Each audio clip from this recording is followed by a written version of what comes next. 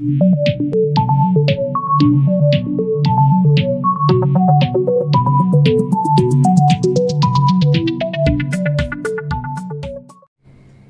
विद्यार्थी मित्रांनो, मी धैर्यशील आणि आपणा सर्वांचं स्वागत करतो आपल्या YouTube चॅनलवर। मित्रांनो, आज आपण बघत आहोत पर्सेंटेजचा पार्ट 4। पण त्याआधी तुम्ही जर याच्या आधीचे पार्ट जर बघितले नसतील तर आधी ते नक्की बघा, त्यानंतर ह्या पार्टवर या, ठीक आहे। आणि दुसरी गोष्ट महत्त्वाची म्हणजे जर आपलं चॅनल सबस्क्राइब केलं नसेल तर ते नक्कीच सबस्क्राइब करा। चला मित्रांनो, सुरू करूया। क्वेश्चन नंबर 26 पासून सुरुवात करतोय। तर क्वेश्चन तुम्हाला दिसतोय, when income of a man increased by rupees 6,000, then tax rate reduced from 18% to 15%, while in both situation 25% income is tax free. Find his initial income if he paid equal tax in both cases. ठीक आहे मित्रांनो, त्यांनी काय सांगितलंय, एका व्यक्तीचं income जे आहे ते 6,000 रुपयांनी वाढलं, ठीक आहे, 6,000 रुपयांनी वाढलं आणि त्याचा टॅक्स रेट जो आहे तो 18% पासून 15% झालाय, ठीक आहे, 18% पासून 15% झालाय। आणि त्यांनी हे पण सांगितलंय की दोन्ही कंडिशन मध्ये 25% इन्कम जी आहे ती टॅक्स फ्री आहे। तर त्यांनी विचारलंय, जर तो दोन्ही वेळेस जर इक्वल टॅक्स जर तो पे करत असेल तर त्यांनी विचारलंय त्याची इनिशियल इन्कम किती होती, ठीक आहे। आता बघा, ह्या टाइपचे प्रॉब्लेम कसे सॉल्व्ह करायचे, याचे दोन मेथड आहेत। आपण एक आधी डिटेल मेथड समजून घेऊया, त्यानंतर दुसरी मेथड बघूया, ठीक आहे। तर सुरुवातीला बघा, त्यांनी सांगितलं, समजा आपण त्याची इन्कम जी आहे, त्याची जी इन्कम आहे इनिशियल इन्कम ती आपण समजा x मानली, ठीक आहे, त्याची इनिशियल इन्कम आपण x मानली, ठीक आहे। त्याच्यानंतर पहिली कंडिशन समजा त्याची इन्कम असेल ही x आणि दुसऱ्या कंडिशन मध्ये म्हणजे त्याची इन्कम किती झाली असेल x प्लस 6,000, ठीक आहे। बर, आता त्यांनी सांगितलंय दोन्ही केस मध्ये 25% रक्कम जी होती ती टॅक्स फ्री होती। मग 25% रक्कम जर टॅक्स फ्री होती तर टॅक्स किती पर्सेंट रकमेवर बसेल रे? 75%। म्हणजे एवढ्या रकमेवर त्याचा, पहिल्या कंडिशनला एवढ्या रकमेवर त्याचा टॅक्स बसेल, ठीक आहे। आणि दुसऱ्या कंडिशन मध्ये पण त्यांनी सांगितलंय की 25% रक्कम जी आहे ती टॅक्स फ्री आहे, ठीक आहे। मग 25% जर रक्कम टॅक्स फ्री आहे, टॅक्स किती पर्सेंट वर बसेल? 75% वर, ठीक आहे। बर, पहिल्या कंडिशन मध्ये त्याला टॅक्स बसत होता 18% आणि दुसऱ्या कंडिशन मध्ये त्याला टॅक्स बसत होता 15%, ठीक आहे मित्रांनो। पण क्वेश्चन मध्ये त्यांनी सांगितले का दोन्हीही कंडिशन मध्ये तो इक्वल टॅक्स पे करतोय, ठीक आहे। दोन्हीही कंडिशन मध्ये तो इक्वल टॅक्स पे करतो, म्हणजे इथे जेवढा टॅक्स भरत असेल तेवढाच टॅक्स तो इथेही भरत असेल। आता बघा, हे बघ साधे इक्वेशन झालं। आता हे सॉल्व्ह करायचं आहे, हे कॅन्सल झालं, हे 100 कॅन्सल, ठीक आहे। त्याच्यानंतर 3 18 3 5 15, ठीक आहे।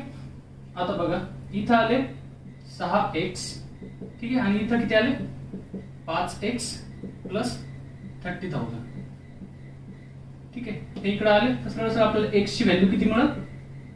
30,000 आणि हे आपलं काय असेल आन्सर असेल। आता याच्यावरून एक गोष्ट समजून घ्या, किती रक्कम टॅक्स फ्री आहे, त्याचा कॅल्क्युलेशन वर काही फरक पडत नाही। आता इथं समजा त्यांनी म्हटले असते 30% रक्कम आहे ती टॅक्स फ्री। आता जरी 30% रक्कम टॅक्स फ्री असती तर आपण इथं 70% घेतले असते, 70%, इथंही 70%, इथंही 70%, म्हणजे त्याचा आपल्या कॅल्क्युलेशन वर काही फरक पडत नाही। म्हणून आपण हे पर्सेंटेज म्हणजे हे जी किती रक्कम टॅक्स फ्री आहे ते आपण इग्नोर केलं तरीही चालतं, ठीक आहे। ही झाली पहिली मेथड। ऍक्च्युली ही पण सोपी मेथड आहे, ही पण तुम्ही यूज करू शकता। आता याच्यावर आपण दुसरी मेथड बघूया। दुसरी मेथड जी आहे ती त्या क्वेश्चनच्या लँग्वेजवर डिपेंड करते, ठीक आहे मित्रांनो। दुसरी मेथड बघूया। आता आपण असं समजून घेऊ मित्रांनो, समजा त्याची इन्कम आधी एवढी होती, ठीक आहे, त्याच्यानंतर ती इन्कम त्याची 6,000 रुपयाने वाढली, ठीक आहे, ठीक आहे, इथपर्यंत आलो। आता पहिल्या कंडिशनला तो टॅक्स किती भरत होता रे? पहिल्या कंडिशनला तो भरत होता 18%, ठीक आहे, आणि दुसऱ्या कंडिशनला तो किती भरत होता? 15%। आता जर मी तुम्हाला असं म्हटलं, जर त्याचं इन्कम हे 6,000 जे आहेत हे जर त्याचं इन्कम वाढलंच नसतं, जर हे 6,000 त्याचं इन्कम जर वाढलं नसतं तर त्याचे किती पर्सेंटचा फायदा व्हायला पाहिजे होता रे? इथं तर 18% टॅक्स देतं, इथे किती पर्सेंट टॅक्स देतोय? 3%चा त्याचा फायदा झाला पाहिजे होता। पण हा 3%चा फायदा त्याचा का नाही झाला? का? कारण ह्या 6,000 वर त्याला 15% टॅक्स बसला। समजतंय मित्रांनो? समजून घ्या परत एकदा, समजा त्याची इन्कम ही 6,000 जी आहे ती समजा वाढलीच नसती, ठीक आहे, जर वाढली नसती तर त्याचा इथं त्याने 18% भरतोय, इथं तो 15% भरतोय, इथे त्याचे 3% वाचायला पाहिजे होते, पण हे 3% त्याचे का नाही वाचले? कारण ह्या 6,000 वर पण त्यांनी 15% टॅक्स दिला, ठीक आहे. म्हणजे बघा आता ह्याच्यावरून आपण काय लिहिणार, म्हणजे ह्या चौकोनाचे 3% ही त्याचे वाचायला पाहिजे होते, पण हे का नाही वाचले? हे का नाही वाचले? कारण ह्या 6,000 वर त्यांनी 15% पे केले. इथपर्यंत आलो मित्रांनो. हे 3% त्याचे वाचायला पाहिजे होते, हे का नाही वाचले? कारण ह्या 6,000 वर हे 15% दिले, म्हणजे ह्या दोघांची व्हॅल्यू किती आहे? सारखी आहे. बस आता सॉल्व्ह करायचंय. हे कॅन्सल झाले. 3 × 3 3 × 5 = 15.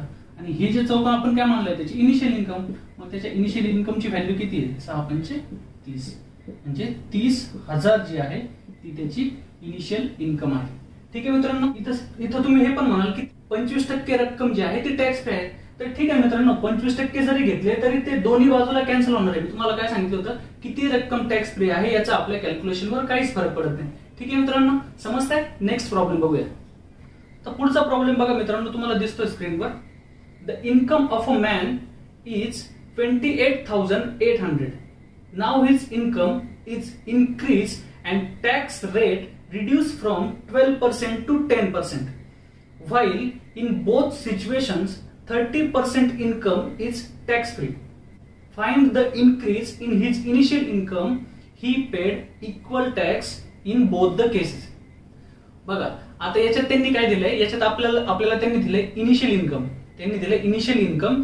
त्याच्यानंतर त्यांनी काय सांगितलंय, त्याची इन्कम काही रुपयांनी वाढली. इन्कम वाढल्यानंतर टॅक्स रेट आहे तो टॅक्स रेट कमी झालाय. ठीक आहे, तो किती झालाय? 12% वरून 10% वर. ठीक आहे, बर.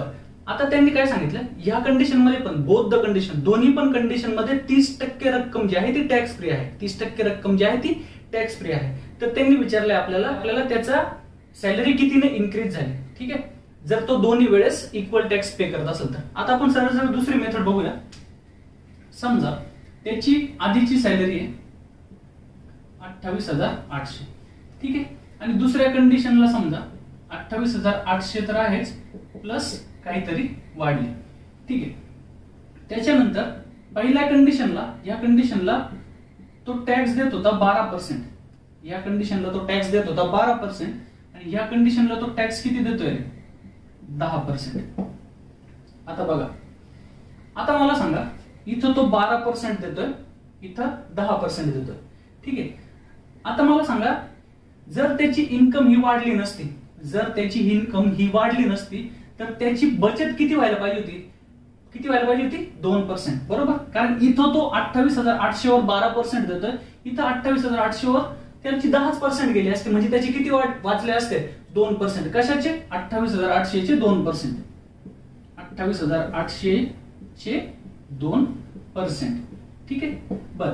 आता हे 28,800 चे 2% त्याचे वाचायला पाहिजे होते, हे का नाही वाचले रे?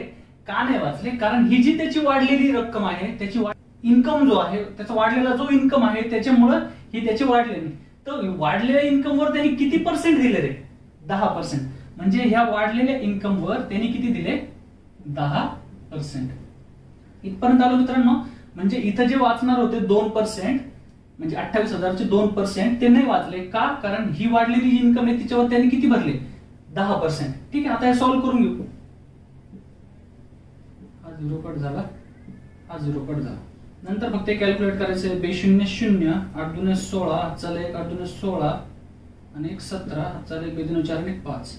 म्हणजे ही वाढलेली त्याची जी इन्कम आहे, ही वाढलेली इन्कमची व्हॅल्यू किती आहे? 5,760 रुपये. आणि हेच आपलं काय असेल? आन्सर. आता याच्यात पण तुम्ही म्हणसाल सर 30% रक्कम तर टॅक्स फ्री आहे. मी तुम्हाला काय सांगितलं, ह्या कॅल्क्युलेशनवर जर त्याच्या बोथ द केसेस, जर दोन्ही कंडिशनला तो जर सेम टॅक्स पे करत असेल ना, तर सरळ ही टॅक्स फ्री रक्कम किती असली तरी त्याचा आपल्या कॅल्क्युलेशनवर काही फरक पडत नाही. ते इग्नोर केलं तरीही चालतं. ठीक आहे मित्रांनो, म्हणजे ही 5,760 रुपये जी असेल ती त्याची काय असेल? वाढलेली इन्कम असेल, आणि हेच आपलं काय असेल? आन्सर असेल. ठीक आहे मित्रांनो, समजतंय? चल नेक्स्ट प्रॉब्लेम बघूया. आता पुढचा प्रॉब्लेम बघा मित्रांनो. There are 2 types of animals in a room. Some of them are cats and some are dogs. Each cat takes 5 biscuits and each dog takes 6 biscuits and 57 biscuits are eaten by 10 animals. ठीक आहे. Find the number of cats and dogs. त्यांनी काय सांगितलं, एक room आहे, त्या room मध्ये काही कॅट आहेत, काही डॉग आहेत. ठीक आहे. एक कॅट जी आहे ती 5 बिस्किट खाते आणि एक डॉग जो आहे तो 6 बिस्किट खातो. ठीक आहे. असे मिळून दोघांनीही मिळून 57 बिस्किट त्यांनी खाल्ले गेले. ठीक आहे. आणि त्यांनी हे पण सांगितलं की नंबर ऑफ अॅनिमल्स टोटल किती त्या रूम मध्ये 10. ठीक आहे. तर त्यांनी विचारलं कॅट किती आहे आणि डॉग किती. आता याचे दोन पद्धतीने आपण याचं सोल्युशन करू शकतो. आपण आधी ट्रॅडिशनल वेने बघूया आपण ते कसं सॉल्व्ह करतो. समजा आपण मानलं टोटल, आता सांगा टोटल अॅनिमल जे आहेत, टोटल समजा 10 अॅनिमल्स आहेत. ठीक आहे. त्याच्यातले काही कॅट्स आहेत आणि काही डॉग आहेत. ठीक आहे. इथपर्यंत आलो. आता मी कॅट समजा एक्स मानली, कॅट समजा मी एक्स मानली, तर डॉग किती येतील रे? 10 मायनस एक्स. इथपर्यंत आलो. ठीक आहे. पुढे त्यांनी सांगितलं प्रत्येक कॅट जी आहे ती 5 बिस्किट खाते. प्रत्येक कॅट जी आहे ती 5 बिस्किट खाते आणि प्रत्येक डॉग जो आहे तो 6 बिस्किट खातो. ठीक आहे मित्रांनो. प्रत्येक कॅट जी आहे ती 5 बिस्किट खाते आणि प्रत्येक डॉग जो आहे तो 6 बिस्किट खातो. इथपर्यंत आलो. आणि दोघे मिळून ती किती बिस्किट खातात? 57. आता हे फक्त सॉल्व्ह करायचं आहे. 5x अधिक 60 minus 6x is equal to 57. हे प्लस इकडे जाऊन मायनस होतील, हे प्लस इकडे जाऊन मायनस होतील. ठीक आहे. इथे minus x is equal to minus 3. ठीक आहे. मग एक्स इज इक्वल टू किती येईल रे? 3. मग मला सांगा कॅट जे आहे ते कॅट किती आले रे? कॅट आले 3 आणि डॉग्स किती आले? 10 मधून 3 गेले 7. ठीक आहे. ही एक पद्धत आहे. त्याच्यानंतर दुसरी अजून एक पद्धत आहे, आपण मिक्सचर अँड ॲलिगेशन आपण याचा आन्सर काढू शकतो. आणि अजून एक मेथड आहे, ती एक आपण बघूया याच्यानंतर. ठीक आहे. आता ही मेथड बघा मित्रांनो, कॅट आणि डॉग. ठीक आहे. त्यांनी सांगितलंय कॅट 5 बिस्किट खाते. प्रत्येक कॅट जी आहे ती 5 बिस्किट खाते. प्रत्येक डॉग जो आहे तो 6 बिस्किट खातो. ठीक आहे. इथपर्यंत आलो. पण आपण हे 6 न लिहिता आपण असं लिहूया, डॉग जो आहे तो 5 बिस्किट तर खातोच प्लस 1 बिस्किट एक्स्ट्रा खातो. इथपर्यंत आलो. डॉग 6 बिस्किट खातो ना, पण हे फक्त आपण लिहिणार कसं? डॉग 5 बिस्किट तर खातोच पण 1 बिस्किट तो एक्स्ट्रा खातो. ठीक आहे. ठीक आहे. आणि टोटल बिस्किट खाल्ले गेले किती? 57. ठीक आहे. आता मला सांगा, समजा कॅटनी पण 5च बिस्किट खाल्ले असते, डॉगनी पण 5च बिस्किट खाल्ले असते, तर टोटल किती बिस्किट खाल्ले गेले असते रे? ते 10 अॅनिमल टोटल. 10 गुणिले 5 50. बरोबर. म्हणजे 57 बिस्किट पैकी 50 बिस्किट यांनी खाल्ले असते. कधी? जेव्हा कॅटनी पण 5 खाल्ले असते आणि डॉगनी पण 5 खाल्ले असते. बरोबर. बर. मग उरले किती रे? हे 7 बिस्किट उरले. बरोबर. पण हे 7 बिस्किट का उरले? कारण हा जो डॉग आहे तो हे 7 बिस्किट एक्स्ट्रा खातो. बरोबर. मग मला सांगा एक डॉग जो आहे तो किती एक्स्ट्रा बिस्किट खातो रे? 1. बरोबर. एक डॉग 1 एक्स्ट्रा बिस्किट खातो. तर हे 7 बिस्किट खाण्यासाठी किती डॉग्स असतील? ते 7. म्हणून डॉग असतील 7 आणि 10 पैकी 7 जर डॉग असतील तर कॅट किती असतील? 3. ठीक आहे मित्रांनो. समजते? ही एक मेथड आहे ह्या टाइपचे प्रॉब्लेम सॉल्व्ह करण्यासाठी. ठीक आहे. नेक्स्ट प्रॉब्लेम बघूया. आता पुढचा पण त्याच टाइपचा प्रॉब्लेम आहे मित्रांनो. त्यांनी काय सांगितलंय, in a zoo there are rabbits and pigeons. If the heads are counted they are 280 and if legs are counted they are 820. How many pigeons are there? ठीक आहे मित्रांनो. आता ह्या टाइपचा प्रॉब्लेम बघा कसं सॉल्व्ह करायचं. सेम तसं सॉल्व्ह करूया. त्यांनी हेड्स सांगितले. हेड्स किती आहे? 280. म्हणजे टोटल अॅनिमल किती असतील रे त्या झू मध्ये? 280. त्याच्यातले काय असतील पिजन्स आणि काय असतील? रॅबिट. ठीक आहे. त्यांनी सांगितलंय काय? त्यांनी पुढे सांगितलंय त्यांचे लेग्स जेव्हा काउंट केले दोघांचे मिळून, तर लेग्स किती मिळाले? 820. म्हणजे 820 टोटल त्यांचे लेग्स मिळाले. बर. आता मी जर असं कॅल्क्युलेट केलं, पिजन्सला किती लेग्स असतात रे? 2 आणि रॅबिटला 4. पण मग हे 4 मी कशी लिहिन? 2 + 2. इथपर्यंत आलो. म्हणजे रॅबिटला 2 लेग्स आहेत पण एक्स्ट्रा हे 2 लेग आहेत. ठीक आहे. बर. आता पुढे बघा, समजा रॅबिटला पण 2च लेग्स असते आणि पिजनला पण 2. म्हणजे टोटल लेग्स किती झाले असते? जर दोघांचे 2च पाय असते तर 280 गुणिले 2 ते किती झाले असते? 0 0 8 16. 1 2 4 आणि 5 म्हणजे 560. मग एक्स्ट्रा किती लेग झाले रे? 260. म्हणजे हे 260 जे एक्स्ट्रा लेग्स आहेत ते कुणाचे? ते आहेत रॅबिटचे. ठीक आहे. मग एका रॅबिटचे किती लेग एक्स्ट्रा आहेत रे? 2. मग हे 260 लेग एक्स्ट्रा व्हायला किती रॅबिट पाहिजे आपल्याकडे? 130. मग 280 पैकी 130 जर रॅबिट आहे तर पिजन्स किती असतील रे आपल्याकडे? 150. ठीक आहे मित्रांनो. म्हणजे पिजन्स असतील आपल्याकडे 150 आणि रॅबिट असतील 130. आता हे या 260 भागीले फक्त 2 केलंय कारण हे एक्स्ट्रा 2 आहे. ठीक आहे. ते आले, ते इथे घेतले आपण 130. ठीक आहे मित्रांनो. या टाइपचे प्रॉब्लेम खूप इझिली तुम्ही सॉल्व्ह करू शकता. अशा पद्धतीने तुम्ही ते सॉल्व्ह करायचं. ठीक आहे मित्रांनो. नेक्स्ट प्रॉब्लेम बघूया. पुढचा प्रॉब्लेम बघा मित्रांनो. प्रॉब्लेम मध्ये सांगितलंय the population of a town is 6000 if male are increase by 5% and females are increase by 9%, then population will become 6500 after 1 year. Find the number of males and females at present. ठीक आहे. आता बघा ह्या टाइपचे problem कसे solve करायचे. त्यांनी सांगितलं एक टाउन आहे, त्या टाउन मध्ये टोटल 6000 मेल आणि फिमेल दोघेही आहेत. काही मेल आहेत आणि काही फिमेल आहेत. ठीक आहे. आता त्यांनी सांगितलं मेल जे आहेत ते 5% वाढत आहे. म्हणजे मेल जे वाढतील ते 5% वाढतील. ठीक आहे. आणि फिमेल्स ज्या वाढतील त्या फिमेल्स किती पर्सेंटने वाढतील? 9%. मग मी ते 9% वाढतील मी कसं लिहिले? 5% तर फिमेल वाढतातच आहे, प्लस 4% त्या एक्स्ट्रा वाढत आहे. म्हणजे हे 4% फिमेल जे आहेत ते एक्स्ट्रा वाढत आहे. ठीक आहे मित्रांनो. आणि एका वर्षानंतर लोकसंख्या किती होती? 6500. म्हणजे हे पर्सेंटेज वाढल्यानंतर लोकसंख्या कितीने वाढली रे? 500. ठीक आहे. इथपर्यंत आलो. आता मला सांगा, थोडासा विचार करा. मेल 5% वाढले, फिमेल 9% वाढत आहे. मी जर असं म्हटलं मेल पण 5% वाढत आहे, फिमेल पण 5% वाढत आहे, हे 4 एक्स्ट्रा मी जर पकडले म्हणजे मेल आणि फिमेल दोघेही 5% वाढत आहे, तर किती वाढायला पाहिजे होते? हे 6000 चे 5%. बरोबर. 6000 चे 5%. मग 6000 चे 5% किती रे? आता 6000 चे 10% किती? 600. आणि 5% किती? 300. पण वाढली किती? 500.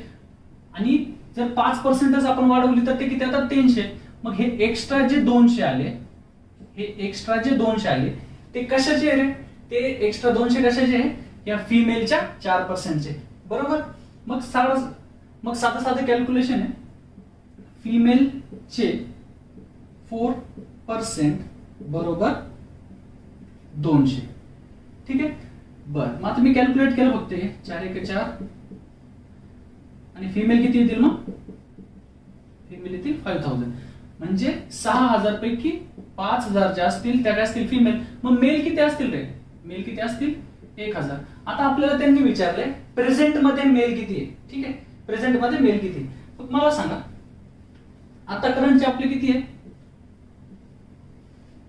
त्यांनी जर विचारलं असतं एका वर्षानंतर मेल आणि फिमेल किती, काय सांगाल आपण? फक्त हे 5% आपण ऍड करणार. 1000 चे 5% किती रे? 10%, 100 आणि 5% 50.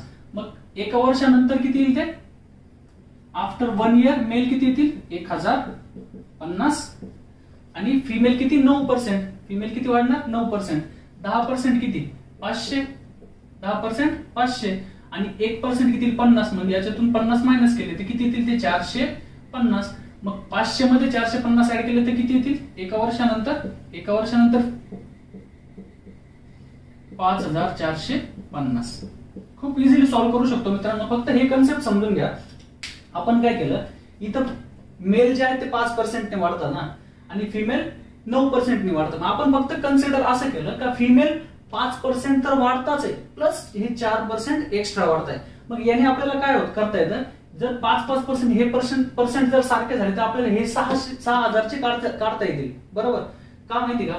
कारण हे जे 9% आहे, जर टेक्निकली जर विचार केला तर हे 9% जे आहे ते 5000 चे. बरोबर. आणि हे 5% जे आहेत ते 1000 चे. पण आपण हे पण 5% घेतोय, हे पण 5% घेतो. मग याच्यामुळे आपल्याला काय घेता येईल? आपल्याला डायरेक्ट या 6000चे 5% घेता येते, बरोबर.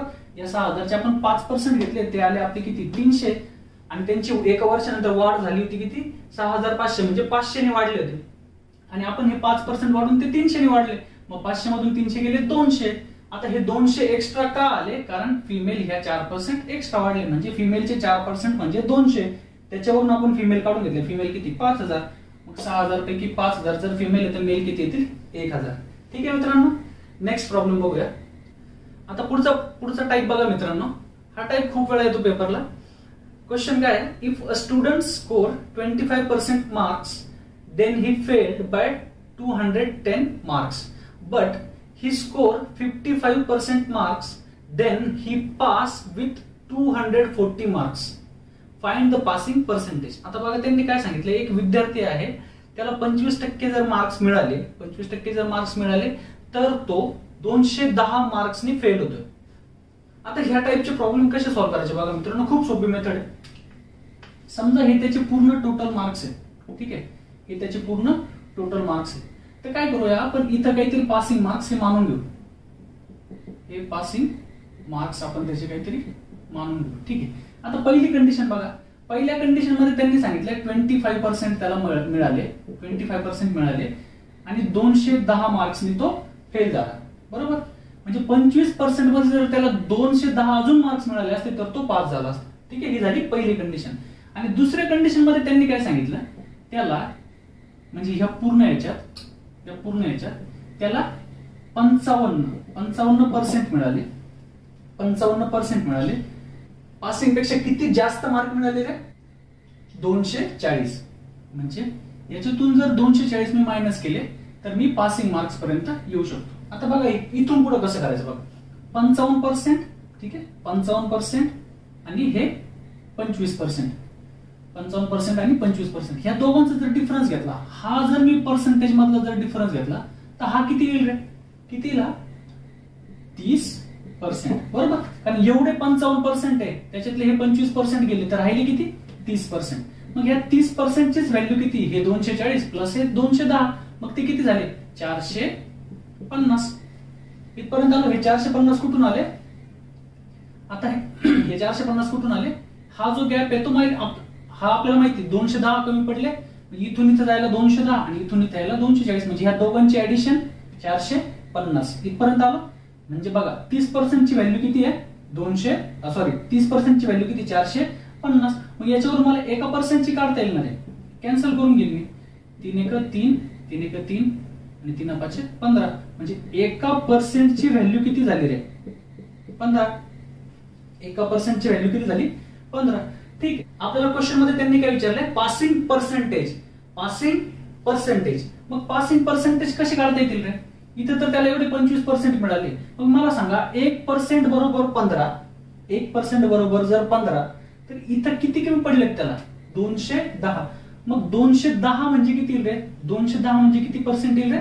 एक क्रॉस मल्टिप्लिकेशन करून घेतलं. क्रॉस मल्टिप्लिकेशन असं होईल 210 भागिले 15, 210 भागिले 15. मग हे जर मी कॅल्क्युलेट केलं तर 15 1 15, 15 1 15, उरले 6, 15 चौक 60, म्हणजे 14%. म्हणजे ह्या 210 ची व्हॅल्यू किती आहे 14%. मग मला विचारलं त्यांनी पासिंग पर्सेंटेज किती. पासिंग पर्सेंटेज किती आहे 25% अधिक 14%, म्हणजेच किती रे 39%. हे असतील पासिंग पर्सेंटेज.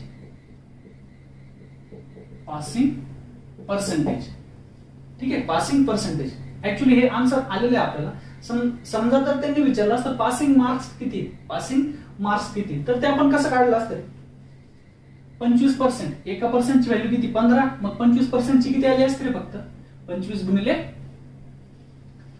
किती आली असती 25 गुणिले 15 फक्त. 15 5 75, 8 7, 15 दुने 30 आणि 7 37, ठीक आहे.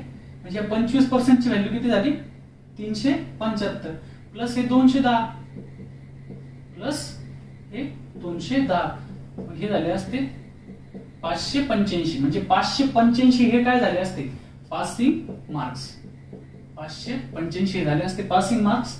आणि आपल्याला जर त्यांनी विचारलं असतं टोटल मार्क्स किती, तर आपण 1% बरोबर जर 15 तर 100% बरोबर किती, तर मग टोटल मार्क्स किती आले असते.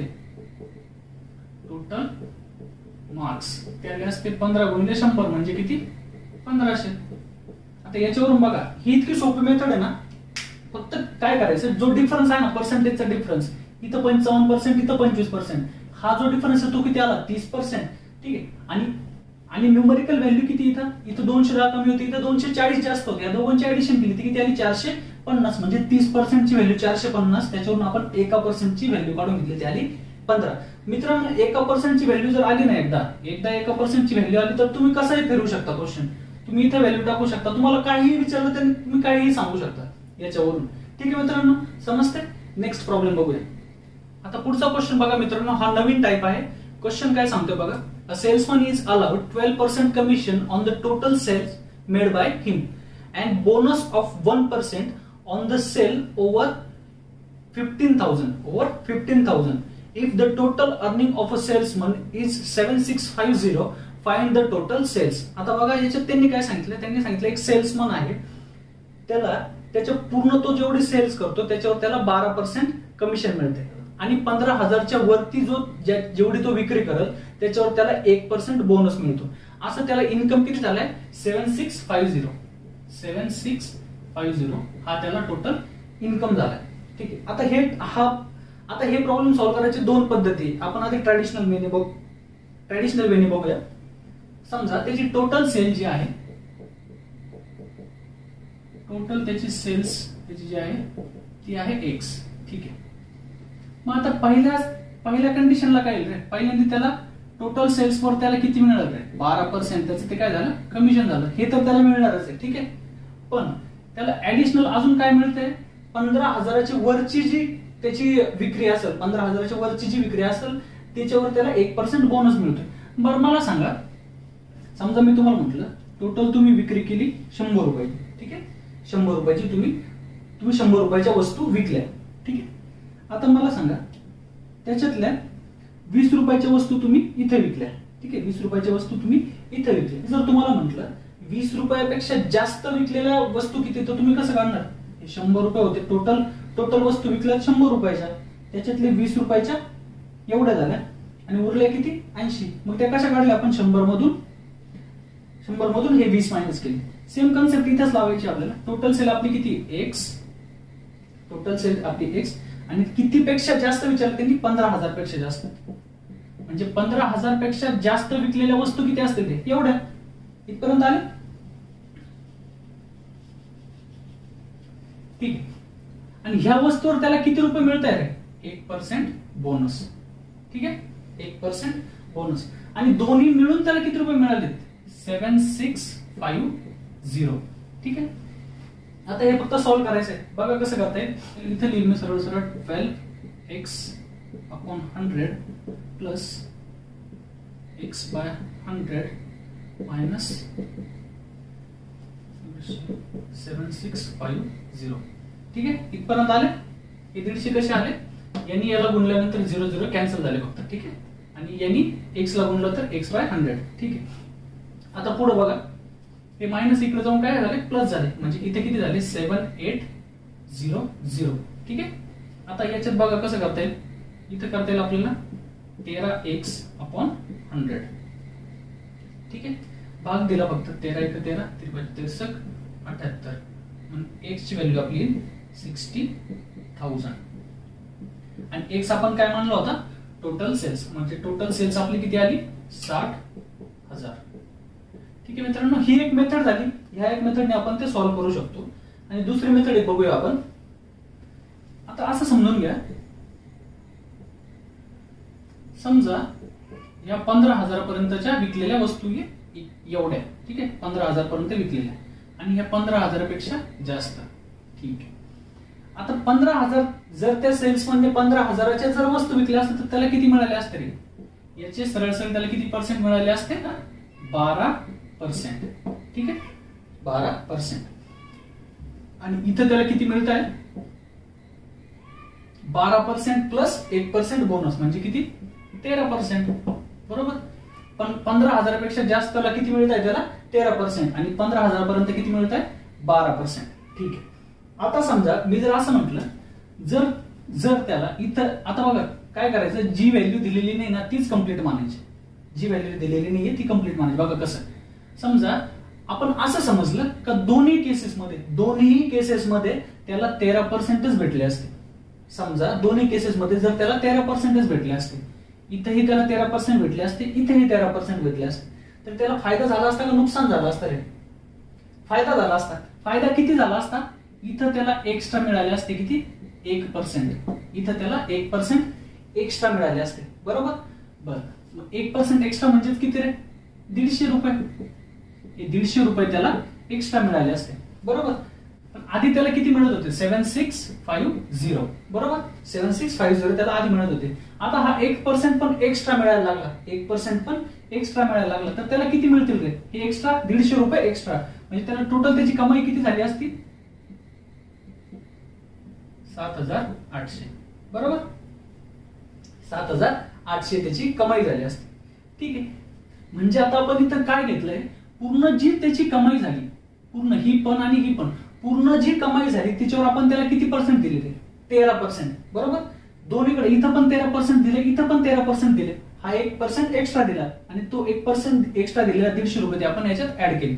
म्हणजे टोटल सेलवर, समजा त्याच्या टोटल सेल्सवर आपण किती पर्सेंट दिले? 13%. आणि त्याला किती मिळाले मग ते? 7800. बस आता हे सॉल्व्ह करायचं आपल्याला. 13 × 13 78 आणि सेल्स किती आले त्याची? टोटल सेल्स 60,000 आणि हे असेल आपलं आन्सर. ठीक आहे मित्रांनो, समजतंय? ही एक मेथड आहे त्या टाइपचे प्रॉब्लेम सॉल्व्ह करायचे. आता पुढचा प्रॉब्लेम बघा मित्रांनो, सेम टाइपचा प्रॉब्लेम सांगतोय. A salesman is allowed 1/2% commission on total sales made by him and bonus of 0.5% on the sales over 10,000. If the total earnings of a salesman is rupees 1990, find the total sales. आता same concept आहे. समजा दोन गोष्टी केल्या त्यांनी, एक 10,000 पर्यंतची आणि 10,000 पेक्षा जास्त. ठीक आहे. आता 10,000 पर्यंत जर त्यांनी वस्तू विकल्या तर त्याला किती पर्सेंट मिळणार आहे? 5.5%. म्हणजे त्याला इथं कमिशन किती मिळेल? 5.5%. आणि इथं जर त्यांनी सेल केल्या 10,000 पेक्षा जास्तसाठी त्याला किती मिळेल? 0.5% एक्स्ट्रा, म्हणजे त्याला इथे किती मिळेल? 6%. बरोबर. बर. आणि अशा पद्धतीने त्याला किती रुपये मिळत आहे? 1990. ठीक आहे. 1990. आता बघा, आता इथं त्याला 6% भेटतं, इथं 5.5% भेटलाय. ठीक. समजा मी असं म्हटलं, इथं 6% मिळतं तर इथं पण समजा मी त्याला 6% दिलं. समजा हे 0.5% मी त्याला एक्स्ट्रा दिलं, म्हणजे पूर्ण सेलवर, टोटल सेल्सवर मी त्याला 6% दिले. म्हणजे इथं पण 6% देत होतो, इथं पण 6% दिले, तर त्याला कितीचा फायदा होईल? 0.5%चा फायदा होईल. 0.5% कशाचे? 10,000. मग 10,000 चे 0.5% किती रे? 50. बरोबर. हा 50 रुपयाचा त्याला फायदा होईल. आधी मिळत होते एवढे, त्याच्यात जर मी 50 ऍड केले तर ते किती झाले रे? 0.40. म्हणजे त्याला एवढा इन्कम होईल. कधी? दोन्ही, म्हणजे टोटल सेल्सवर त्याला 6% मिळाल्यावर. ठीक आहे. हे 0.5% आपण त्याला एक्स्ट्रा दिली. मग याचा अर्थ काय होतो? टोटल जी त्याची सेल्स आहे तिच्या 6% ची व्हॅल्यू किती आहे? 2040. बस आता हे सॉल्व्ह केलं. 6 × 18 24 आणि हे 2 शून्य लावले, म्हणजे त्याची सेल्स किती असेल? टोटल सेल्स असेल त्याची 34,000 आणि हेच असेल आपलं आन्सर. ठीक आहे मित्रांनो, फक्त एवढं काय करायचं लक्षात ठेवा, जी व्हॅल्यू दिलेली नाहीये तीच कंप्लीट मानायची. आता ही दिलेली नाही ना, मग हे 6% इथं दिले, हे 6% इकडे बनवून घेऊ. समजते? मग हे इकडे 6% बनवून घ्यायला मला ऍड किती करावं लागतं? 0.5%. मग 0.5% याची व्हॅल्यू 10,000चा 0.5% म्हणजे 50, आणि हे 50 मी ऍड केले कशात? 1990 मध्ये, आणि ते मिळाले मला 2040. मग टोटल सेल्सच्या 6%, टोटल सेल्सचे 6% म्हणजेच एवढे होते. मग आपण त्याच्यावरून टोटल सेल्स काढली ती किती आली? 34,000, आणि तेच काय असेल आपलं आन्सर. ठीक आहे मित्रांनो, नेक्स्ट प्रॉब्लेम बघूया. आता प्रॉब्लेम मध्ये सांगितलंय, a company allowed 12% commission on the total sales made by salesman and a bonus of 1% on the sales over 15,000. If salesman deposited ₹52,350 in the company after deducting his earnings from the total sales made by him, find the total sales. आता याचा अर्थ काय होतो, त्यांनी सांगितलं एक company आहे, ती कंपनी काय करते, जेवढी जी टोटल सेल्स होईल त्याच्यावर त्या सेल्समनला 12% कमिशन देते आणि त्याच्यानंतर 15,000च्या वरची जी रक्कम आहे, म्हणजे 15,000च्या वरती ज्या वस्तू त्यांनी विकलेल्या आहेत किंवा जे सेल्स आहे त्याच्यावरती 1% बोनस पण देते. तर तो सेल्समन काय करतो, त्याला मिळालेले जे पैसे कमिशन प्लस बोनस तो स्वतःकडे ठेवून कंपनीकडे ₹52,350 तो कंपनीकडे जमा करतो. तर त्यांनी आपल्याला विचारलंय की टोटल सेल्स किती. आता मित्रांनो हे कसं सॉल्व्ह करायचं बघा, इथं पण दोनच कन्सेप्ट त्यांनी सांगितलंय. काय, एक 15,000 पर्यंत आणि 15,000पेक्षा जास्त. ठीक आहे, 15,000 पर्यंत त्याला किती पर्सेंट मिळते, 12%. बरोबर, कमिशन म्हणतात, कमिशन 12% कमिशन. आणि इकडे त्याला किती मिळतंय, 1% त्याला बोनस पण मिळतोय. 1% बोनस म्हणजे 12% कमिशन प्लस 1% बोनस, म्हणजे त्याला इथं किती मिळत आहे, 13%. इथपर्यंत आलो मित्रांनो. आणि असे त्यांनी त्याचे हे पैसे घेऊन त्यांनी कंपनीत किती जमा केले, ₹52,350. ठीक आहे. आता बघा, आता कंपनी काय करते बघा, कंपनी इथं त्याला किती देते, 13% देते. 15,000पेक्षा जास्त जो सेल करतोय त्याच्यावर त्याला 13% देते आणि 15,000 पर्यंत त्याला किती देते, 12%. आता मी काय सांगितलं तुम्हाला, जी आपल्याला व्हॅल्यू दिलेली नाहीये ती आपण काय मानू, कम्प्लीट मानू. मग समजा कंपनी इथं त्याला 13% देते आणि कंपनीने इथं पण त्याला जर 13% दिले, इथं पण जर त्याला 13% दिलं, म्हणजे इथं 1% परत एक्स्ट्रा, 1% परत किती आला रे, ₹150. हे ₹150 त्याला एक्स्ट्रा भेटतील. बरोबर. आता हे इथून व्यवस्थित समजून घ्या, याला ₹150 एक्स्ट्रा मिळाले, सेल्समनला ₹150 एक्स्ट्रा मिळाले. म्हणजेच जेवढा सेल्समनला जास्त मिळाले तेवढेच तो कंपनीमध्ये कमी जमा करेल. बरोबर. आधी त्याला इथं 12% मिळत होते, इथं 13% मिळत होते. बरोबर. हे तो स्वतःकडे ठेवायचा आणि उरलेली जी रक्कम आहे ती तो कंपनीत जमा करायचा. तो किती जमा करायचा, 52,350. पण मग आपण काय समजलं, आपण म्हटलं इथं 13% देतो, तर इथं पण 13% दिलं. हे 1% आपण एक्स्ट्रा दिले कुणाला, सेल्समनला. जर सेल्समनला आपण 1% एक्स्ट्रा दिले तर ऑब्विसली कंपनीला 1% कमी मिळालं. बरोबर. मग 1% ची व्हॅल्यू किती झाली, ₹150. मग हे ₹150 जर सेल्समनला एक्स्ट्रा मिळाले तर कंपनीला ₹150 कमी मिळतील. बरोबर. म्हणजे कंपनीला आधी एवढे रुपये मिळत होते, याच्यातून जर मी अजून ₹150 मी सेल्समनला दिले तर कंपनीकडे जमा किती होत आहे, फक्त 52,200. इथपर्यंत आलो मित्रांनो.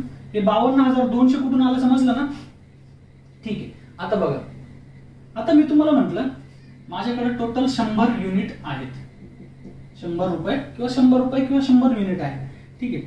आता मला सांगितलेलं आहे याच्यातले ₹13 मी माझ्याकडे ठेवले, ₹13 मी माझ्याकडे ठेवले आणि मला कंपनीला मला किती द्यावं लागतील ते, माझा ₹100 टोटल माझ्याकडे होते, त्याच्यातले ₹13 मी माझ्याकडे ठेवले, तर कंपनीला किती जातील, 87. बरोबर. सेम कन्सेप्ट इथं पण आहे. आता टोटल सेल जो असतो तो असं 100% समजा. बरोबर. 100%. मग 100% पैकी 13% त्यांनी काय झालं, कमिशन दिलं कुणाला, सेल्समनला. मग सेल्समननी 100% पैकी 13% जर स्वतःकडे कमिशन ठेवलं तर त्यांनी कंपनीत किती जमा केला असेल, टोटल सेलच्या 87%. म्हणजेच याचा अर्थ काय होतो, टोटल सेल्स जी आहे तिचे 87% म्हणजेच किती आहे. आता हे कसे आले समजून घ्या एकदा. त्यांनी काय सांगितलं, जेवढी सेल होती, समजा 100 युनिट सेल होती, 100 युनिट सेल होती. मग 100 युनिट पैकी जेवढी युनिट सेल होईल, जेवढे सेल होईल त्याच्यात 13% कमिशन दिलं. मग 100 युनिट पैकी कमिशन किती दिलं, 13 युनिट. मग 13 युनिट त्यांनी कमिशन स्वतःकडे ठेवलं तर कंपनीकडे किती जमा करेल तो, 87 युनिट. सेम कन्सेप्ट पर्सेंटेज मध्ये पण 13% त्यांनी स्वतःकडे ठेवले आणि कंपनीकडे 87% जमा केले. ठीक आहे. आता हे जर सॉल्व्ह केलं, म्हणजे 6चा भाग जाईल आणि टोटल सेल जी टोटल सेल्स जी ती परत येईल आपली 60,000. आता तुम्ही म्हणा सर हे डायरेक्ट कसा भाग दिला, आता हे याला कसा भाग द्यायचा, 87 ने डायरेक्ट आपल्याला 522 ला भाग द्यायचा ना. तर जनरली काय करायचं बघा, 7 जो आहे ना हा 7, या 7च्या टेबल मध्ये 2 कधी येतो एवढं बघायचं फक्त. 7चा जर टेबल केलं 7 सकून 42 म्हणजे 7 गुणिले 6 केल्यानंतरच 42 येईल ना, तेव्हाच हा 2 येईल बरोबर. मग एक अंदाज आपण असा बांधायचा, मग याच्या या 87 चे 2 भाग करायचे, एक असेल 80 आणि एक असेल 7. मग आपण एकक स्थानचा अंक बघतो म्हणून 7 ला गुणिले 6 केल्यानंतरच 2 येणार आहे बरोबर. म्हणजे हे झाले 42, 7 चुकून 42 ठीक आहे. आणि याला पण जर मी 6 ने गुणलं 8 × 48 आणि या दोघांची ऍडिशन केली तर मला 522 भेटते ठीक आहे. हे ओरली करायचं मनातल्या मनात ठीक आहे. या क्वेश्चनचा आन्सर असेल 60,000 टोटल, म्हणजे टोटल सेल्स असेल आपली 60,000 ठीक आहे मित्रांनो.